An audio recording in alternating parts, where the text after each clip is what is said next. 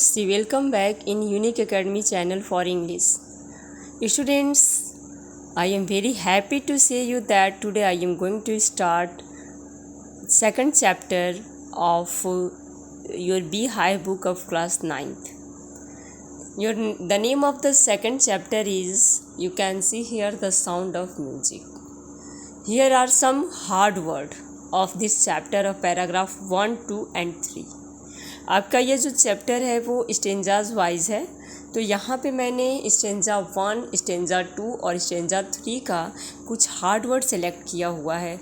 आप इसे लर्न करेंगे, कॉपी में राइट करेंगे और उसके बाद इस लर्न करने के बाद आपका चैप्टर का जो कंसेप्ट है वो बिल्कुल ही क्लियर हो जाएगा कि आखिर इस चैप्टर में क्या कहा जा रहा है. आपको इस चैप्टर के मीनिंग समझने में बहुत ही सुविधा होगी अगर आप इसे लर्न कर लेते हैं. So students, I am just requesting you that please learn this hard words before reading this chapter. Her explanation के पहले मैं आपको हार्ड वर्ड सेंड करूँगी, आप उसे लर्न करोगे और लर्न करके पढ़ोगे, लर्न करोगे, तब जा कर के चैप्टर को पढ़ना स्टार्ट करोगे. तो देखते हैं हार्ड वर्ड को भी मैं एक बार बता दूं. आपका रश है, रश मीन्स होता है जल्दबाजी करना. जस्टल है झटका देना, है ना, इधर से उधर भागने की जो काम है वो जस्टल है. स्लाइट मतलब होता है कमज़ोर. प्रेस्टिजियस होता है आपका प्रतिष्ठित. डाउंटिंग होता है कठिन. स्कूटीज़ मतलब स्कॉटिश से मतलब है, ये स्कॉट देश से कोई मतलब है. एस्पायरिंग मतलब होता है आकांक्षी. एस्पायरिंग मीन्स क्या होता है, आकांक्षी. ग्रेजुअल क्रमशः. कॉन्सिल मतलब होता है छिपाना. डिटोरिएटेड बिगड़ा हुआ. इम्पेयर्ड भ्रष्ट. परस्यू पाने की कोशिश करना. परक्यूशनिस्ट इसका क्या होगा, ताल वादक. जो ताल बजाता है वो परक्यूशनिस्ट है. पोटेंशियल आपका होता है संभावित. वेस्ट होता है कमर और सील मतलब होता है नीरा या सच्चा. ये आपका पैराग्राफ 1, 2 और 3 का हार्ड वर्ड है. Now let's start the explanation of the chapter. The name of this chapter is the sound of the music. इसका मतलब क्या होगा, द साउंड ऑफ म्यूजिक मतलब होता है कि म्यूजिक मतलब संगीत होता है, संगीत की आवाज़. यह चैप्टर आपके 2 पार्ट में बटा हुआ है, एक पार्ट 1 है और एक पार्ट 2 है. पार्ट 1 में आपको Evelyn Glennie listen to music without hearing it. वो सुनती है. एवलिन ग्लेनली की स्टोरी है, I think it is a real story, ये सच की कहानी है. और एवलिन ग्लेनली जो है वो म्यूज़िक को सुनती है ना, विदाउट हेयरिंग इट. लिसेंस मतलब सुनती है. एक लिसेंस और हियरिंग दोनों का मतलब सेम होगा, लेकिन हियरिंग क्या है, hearing the person who is deaf, वो जो बहरा है, जो सुन नहीं सकता, लेकिन फिर भी वो समझती है, सुनती है. यही आपका फर्स्ट पार्ट का स्टोरी है एवलिन ग्लेनली के बारे में. तो बिफोर यू रीड, पढ़ने से पहले क्या करना है देखते हैं. God may have taken her hearing but he has given her back something extra ordinary. भगवान ने उसे सुनने की क्षमता को तो छीन लिया. देखो, टेकन हर मतलब ले लिया. भगवान ने उसे सुनने की क्षमता को ले लिया, लेकिन उन्होंने इसके बदले में उसे बहुत ही असाधारण चीज़ कुछ दिया. वाट वी हियर, जो कुछ भी हम सुनते हैं. She feels far more deeply than any one of us. वो उसे हम लोगों में से सबसे ज़्यादा वो क्या करती है, वो हम जो चीज़ें हम सुनते हैं वो उसको फील करती है, उसको महसूस करती है. कौन, एवलिन ग्लेनली. उसके बाद क्या है कि फार मोर डीपली, वो बहुत ही गहराई से उस चीज़ को समझती है.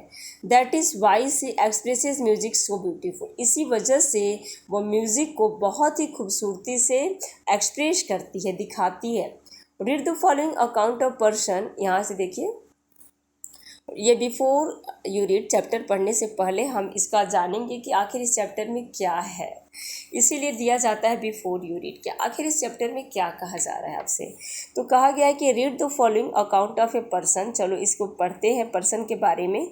Who fought against of physical disability, जो अपने शारीरिक क्षमता, शारीरिक क्या होता है, डिसएबिलिटी मतलब क्या, अयोग्यता, मतलब कि कहीं ना कहीं डिसेबल हो जाना, शरीर के किसी अंग का काम न करना, ये हमारा फिजिकल डिसएबिलिटी होता है. जैसे कोई अपाहिज हो गया, कोई ब्लाइंड हो गया, कोई डीफ हो गया, है ना. तो इस तरह से फिजिकल डिसेबिलिटी होती है। तो ये जो लड़की है उसके पास फिजिकल डिसेबिलिटी है and made her life a success story. लेकिन इसके बावजूद भी, फिजिकल डिसेबिलिटी होने के बावजूद भी उसकी जीवन क्या हो गया, एक सक्सेस स्टोरी में कन्वर्ट हो गया, मतलब एक सफलपूर्ण जीवन उसका बन गया। कैसे, आइए पढ़ते हैं। पैराग्राफ 1 आपका है, रस आवर, अब यहाँ पे स्टोरी आपकी स्टार्ट हो चुकी है। Rush hour crowds jostle for positions on the underground train platform.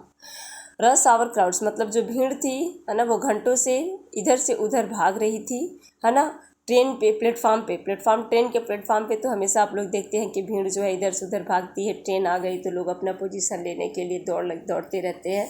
तो उसी सीन को यहाँ पे दर्शाया गया है कि ट्रेन के अपने पोजीशन को प्राप्त करने के लिए भीड़ जो थी इधर से उधर आना जाना की हुई थी। A slight girl looking younger than her 17 years was nervous yet excited as she felt the vibrations of the approaching train. क्या होता है, एक जो कमज़ोर लड़की थी, है ना, वहाँ पे वो क्या थी, शी वाज नर्वस, नहीं, लुकिंग यंगर, वो मतलब यंगर दिख रही थी, लगभग 17 साल की उसकी उम्र होगी, है ना। वो थोड़ी सी नर्वस थी लेकिन फिर भी वो एक्साइटेड भी थी, क्योंकि वो ट्रेन के पहुंचने के वाइब्रेशन से ही वो समझती थी, because she has no ability to hear, उसके सुनने की क्षमता उसके पास नहीं थी। तो वो वाइब्रेशन से किसी चीज़ों को समझती थी कि हाँ ये चीज़ें आ गई, जैसे ट्रेन का वाइब्रेशन से वो समझ रही थी कि train is going to come, आने वाली है। तो क्या होता था कि ऑन द अंडरग्राउंड, सॉरी, यहाँ पे slight girl 17 years was nervous yet excited she was felt the vibration of the, फिर भी वो खुश थी कि उसे वाइब्रेशन जो है पहुंच रहा था ट्रेन के आने का।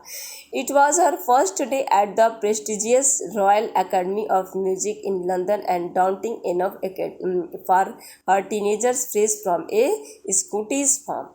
क्या होता था कि उसका पहला दिन था, है ना, लंदन के जो म्यूजिक स्कूल था, एकेडमी था, जिसका नाम रॉयल था, प्रेस्टिजियस रॉयल एकेडमी था, वो क्या था, जो म्यूज़िक का स्कूल था जो लंदन में था, है ना, एंड डाउंटिंग एनफ, जो थोड़ा सा कठिन था, है ना, उसमें वहाँ पे पहुँचना कठिन था, फॉर एनी टीनेजर्स, किसी भी टीनेजर व्यक्ति, युवाओं के लिए वहाँ पहुँचना कठिन था। Fresh from a Scottish farm, जो स्कूटीज फार्म था वहाँ से फ्रेश रूप से वहाँ पे पहुँचना थोड़ा सा कठिन था। But this inspiring musician faced a bigger challenge than most, she was profoundly deep. लेकिन इसने एक बड़ा ही चैलेंज लिया, ये जो लड़की थी इसने एक बहुत ही बड़े चैलेंज को एक्सेप्ट किया, बहुत बड़ी चुनौती को उसने एक्सेप्ट किया, और तब उसे, क्योंकि वो पूरी तरह से क्या थी, प्रोफाउंडली डीफ मीन्स आपका वो पूरी तरह से कम्प्लीटली वो बहरी थी, डीफ थी, सी कैनट हियर, वो सुन नहीं सकती थी, तो वो बहरी थी। अब देखते हैं exercise 2, paragraph 2। Evelyn Glennie's loss of hearing had been gradual. जो थी वो अपनी सुनने की क्षमता को, एवलिन ग्रैनली जो थी वो अपने सुनने की क्षमता को वो धीरे धीरे अपनी क्षमता खो चुकी थी, है ना। अब इसके बाद क्या था, her mother remember noticing something was wrong when she 8 years old Evelyn was watching to play the piano. लेकिन उसकी माँ को याद है अभी भी कि उन्होंने उसे नोटिस किया था उस समय जब वो 8 साल की थी और वो बहुत ही ध्यान से पियानो को बजते हुए देख रही थी। They called her name and she did not move. उसका नाम पुकारे और वे वहाँ से हिली भी नहीं। I suddenly realised she did not hear. Ma'am, अचानक ही मुझे महसूस हुआ कि वो सुन नहीं सकती थी। सेज इसाबेल ग्लेनली ने बोला। For quite a while, Evelyn managed to concern for growing deafness from friends and teachers. For quite a while, तुरंत ही क्या होता है, Evelyn managed to काउंसिल मतलब होता है बातचीत करना आपस में, है ना, वो काउंसलिंग होता है, ये काउंसिल छिपाना है। तो फॉर क्वाइट ए वाइल, थोड़े समय के लिए एवलिन ने छिपाने की कोशिश की her growing deafness from friends and teachers, अपने बढ़ते हुए बहरेपन को अपने फ्रेंड से और अपने टीचर से छिपाना वो शुरू की। But by the time she was 11 her mark had detracted and her headmistress urged the parents to take her to a specialist. फिर क्या होता है कि जो उसके लास्ट में जो होता है वो बिगड़ा हुआ जो उसका रूप होता है, उसके मार्क्स जो आते हैं वो कम आते हैं। वो 11 साल की होती है क्योंकि वो छिपाई रहती है अपने डिफनेस को। तो वो जब 11 ईयर्स की होती है और उसके मार्क्स जो है कम आते हैं तो इसके जो हेडमिस्ट्रेस होती है वो उसकी पेरेंट्स से सलाह देती हैं कि वो उसको ले करके स्पेशलिस्ट के पास जाए, है ना, जो उसके इलाज करा सकता है। It was then discovered that her hearing was severely impaired as a result of gradual nerve damage. फिर क्या होता था कि इट वॉज द डिस्कवर्ड, यह देखा गया कि हर हियरिंग वाज सेवरली इम्पेयर्ड, उसका जो सुनने की क्षमता थी वो पूरी तरह से ख़त्म थी। एज ए जिसका परिणाम यह हुआ कि ग्रेजुअल नर्व डैमेज, उसका जो ग्रेजुअल नर्व होता था, जो मतलब जो उसका एक सुनने का जो एक नर्व होता था वो पूरी तरह से डैमेज हो गया था। They were advise that she should be lifted with hearing aids and sent to a school for the deaf. उनको सलाह दिया कि वे उसको यहाँ से हटा करके उसे एक उस स्कूल में डालें जो बहरों के लिए स्कूल होता है। जो बहरे व्यक्ति होते हैं उनके लिए जो स्कूल होता है वह उनको उस स्कूल में डाल दे उस लड़की को। तो इस तरह से हेडमिस्ट्रेस ने उनके पेरेंट्स को सजेस्ट किया। So students, our first and second paragraph explanation has been completed. If you have any doubt, then please ask me by the comment box. Thank you for watching.